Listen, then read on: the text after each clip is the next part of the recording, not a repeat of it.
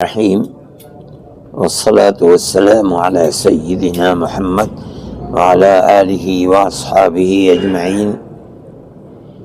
وقف ترمیمی بل کے سلسلے میں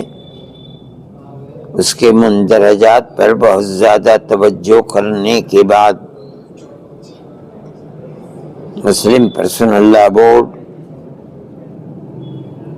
اور دیگر ملی تنظیموں نے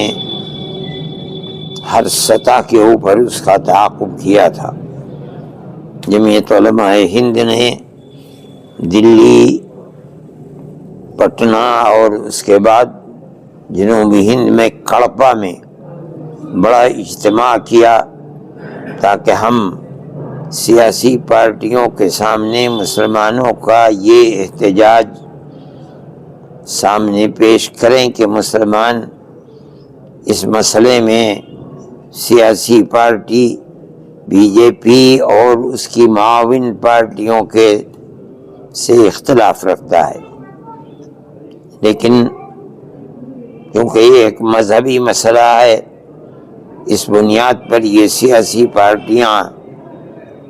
اس میں بڑی معمولی سی کچھ ترمیمات کر کے یہ ارادہ کرتی ہیں کہ اس بل کو لایا جائے۔ ہم اس ملک کے اندر جس کا دستور آج تک جمہوری دستور ہے، اس دستور کو اپنے سامنے رکھ کر، چونکہ وقف ہمارا مذہبی مسئلہ ہے، اس لیے ہم اس کے خلاف احتجاج کرتے ہیں۔ یہ لگتا ہے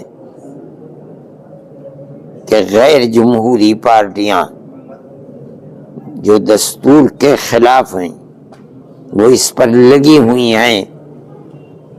کہ خاص طریقے پر مسلم اقلیت کو